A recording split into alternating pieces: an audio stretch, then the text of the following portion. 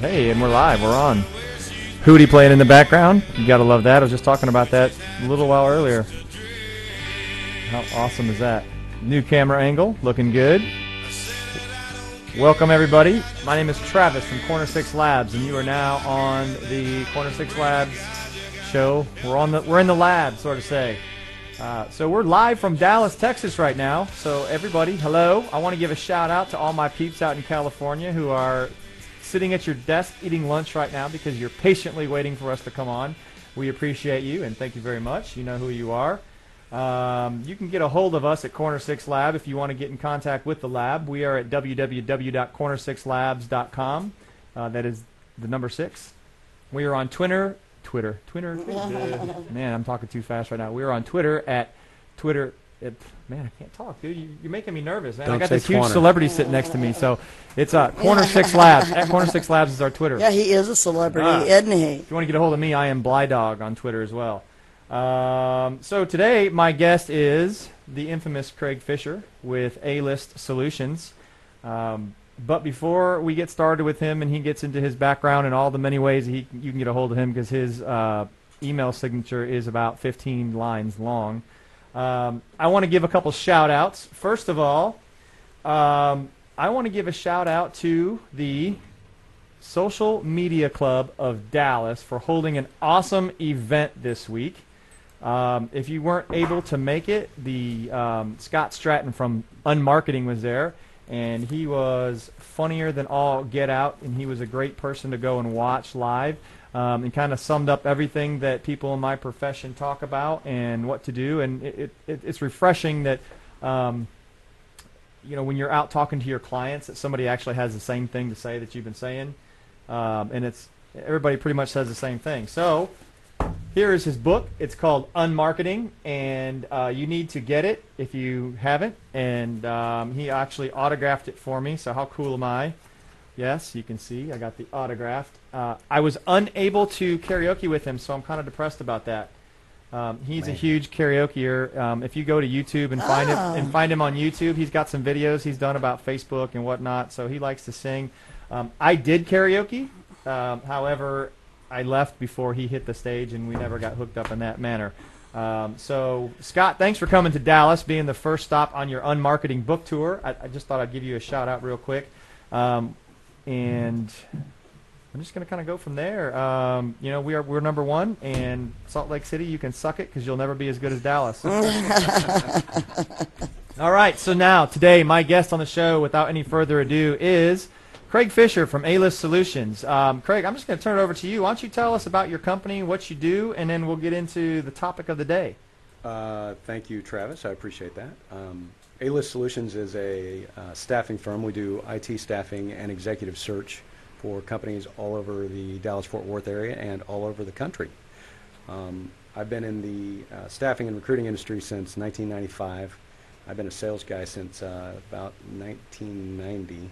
Dating myself here, and someone's got to. He started when he was 12.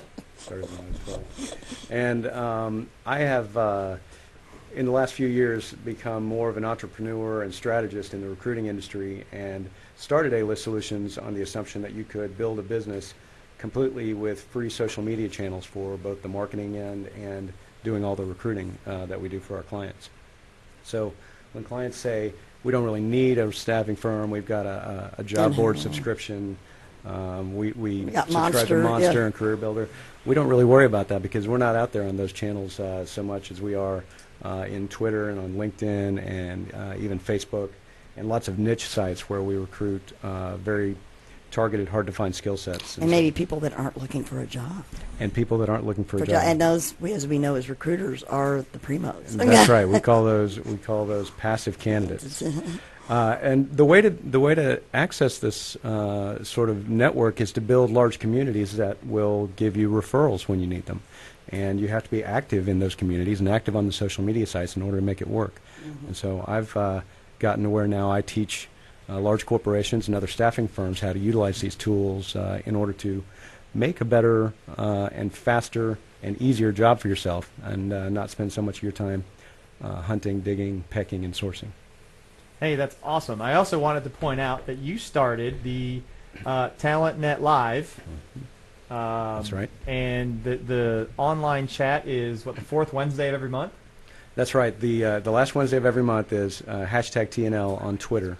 And from 8 to 10 p.m. Central Time, you can join in there and learn about all the latest tips and techniques, tools, and strategies for job search, recruiting, sourcing, talent acquisition, employer branding, that sort of thing. And we have some of the top people in social media and the recruiting industry from all over the world join in. And there's up to 300 to 400 people at a time using this hashtag during these times. And we've basically trended as a top topic on Twitter every time we've done it for the last couple of years. You know, I come on the show every week, and because I am labeled the social media guy of the show, Yes. we talk every week about various topics, Twitter and Facebook sometimes, and we've been talking about Foursquare. And, you know, I sat in on your chat room once. You and I were sitting at a particular place. A couple times we've done it, and I've sat in there, and I'm amazed, and I try to preach to the choir at, if you can get something like that going, how many people are involved that you have involved now? And I know it didn't happen overnight, and it's been over a period of time. But That's right. But you know, it's very interesting when you're in the chat room, the TNL chat, and you're talking to people from London and, you know, other places in the country, and you know there's a time difference, and so they're coming in. Yep. 2, 3 a.m. in the morning. Yeah, they're coming in, and, you know, you guys are talking about the trending topics, and I think the one time we were talking about different aspects of social media, and you know, it was nice that I could get involved because that's part of the business that I'm in, and, you know, I've met a lot of people in that industry, and then you put your first conference on, right? Second conference. Second conference. Yep. Well, it was my first one because I actually got to co-present with you, which I appreciate. That's right. It was the great. offer. We talked Foursquare, and believe it or not, yes, I've talked Foursquare probably 3 times on this show. Mm-hmm. But today's topic, by the way, is LinkedIn. Mm-hmm.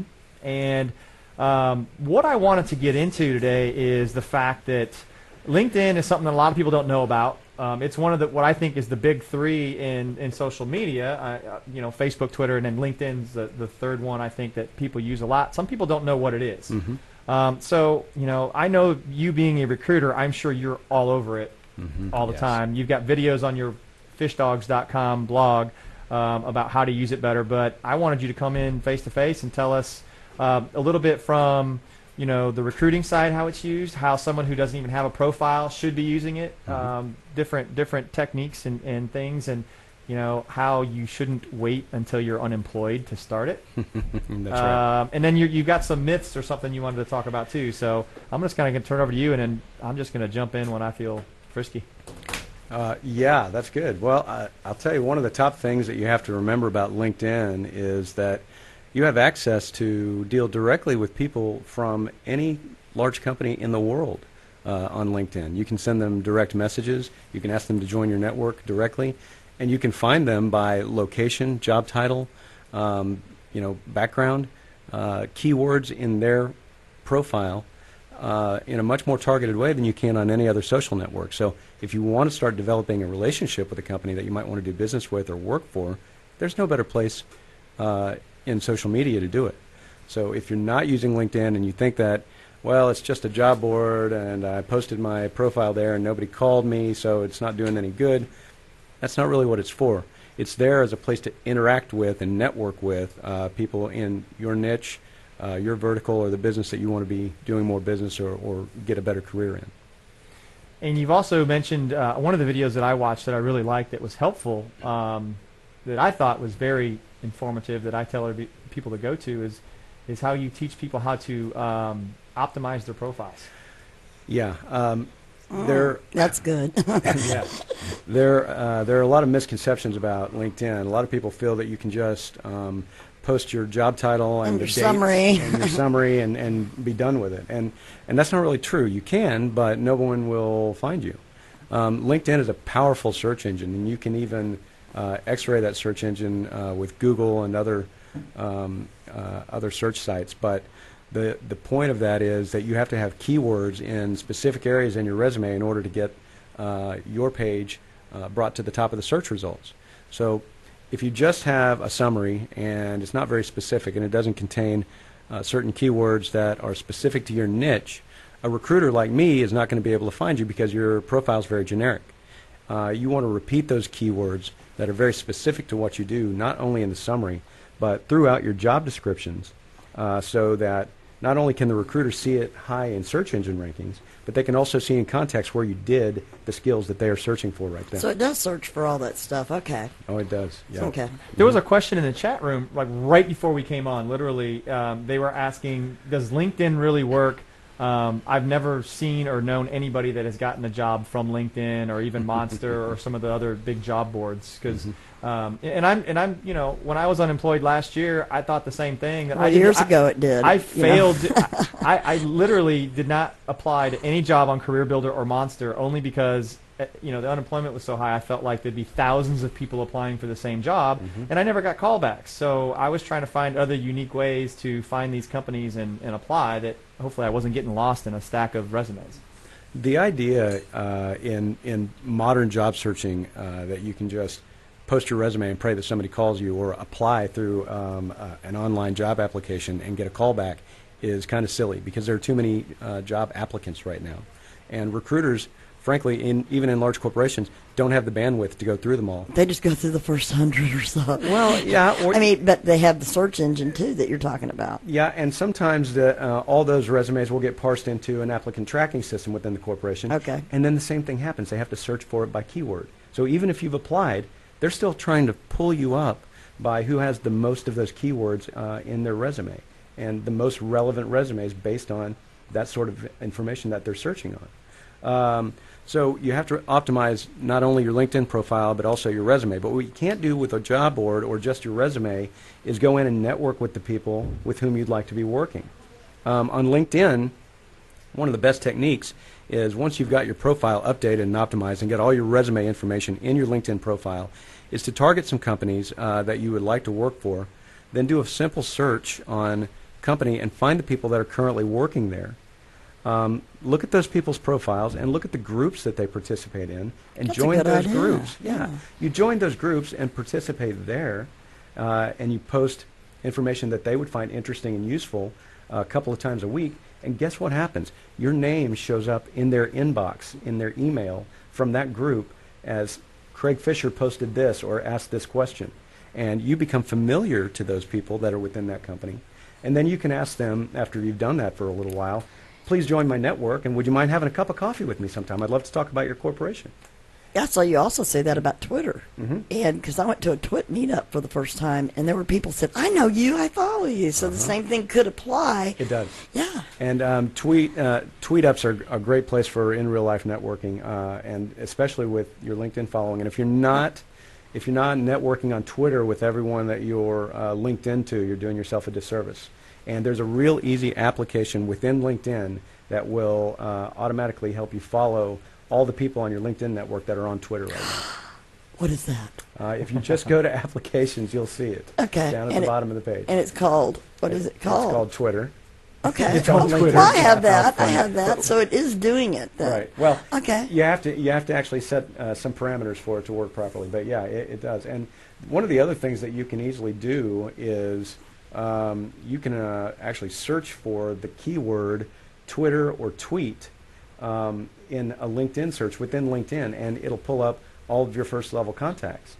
And so you can see right there who all that is on. And that's where you get, that's what you said in that article. I went to your website, and that's what you said. And the thing is, or his blog, you said, then you follow those people. That's right. And they start learning who you are, and you, where are they going? Because they maybe say, I'm over here getting a donut with the Foursquare, because we're talking about Foursquare. Hello, I just happen to be in the neighborhood. If I was looking for a job right now, I would use the little trick that you showed us from your conference.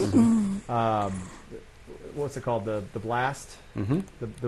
Blast follow. Blast follow, and I would go to TNL, hashtag TNL, and blast follow everybody that's ever contributed to that, because they're mostly all recruiters, and you start talking to those guys, and if you need a job, I mean, come on. That's a really good source. I agree. It's like you're fishing in the barrel, we call it. You know, at least they're all together. And one of the other things that I wanted to touch on when you're talking about the groups, not necessarily just the companies to go into, but if you're in a specific industry too, like one of the people that was supposed to come on today, and Melinda, sorry you couldn't make it. We were really hoping to try to get you a job and get your face out in the world, but Boy, she missed had a out. job interview.